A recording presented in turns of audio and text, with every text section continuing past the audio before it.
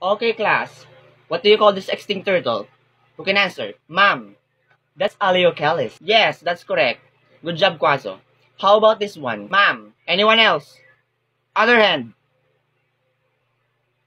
Huy, other hand daw, tumaas kayo ng kamay. Sa bagay, wala rin namang aasahan sa inyo mga bobo. Huy, Jinggil, tumaas ka ng kamay. Hindi lang puto ka mataas. Huy, huwag kang pabibo dyan. Mukha ka namang kurikong. Walang tataas. Sige, pipili nila ako. Karing. Ma'am. Kaya nga di po ako nagtaas ng kamay kasi di ko po alam yung sagot. Tapos tatawagin mo ko. Para ka namang bobo, ma'am. Ano sabi mo? Remain standing ha. Mamaya ka sa akin. Anyone?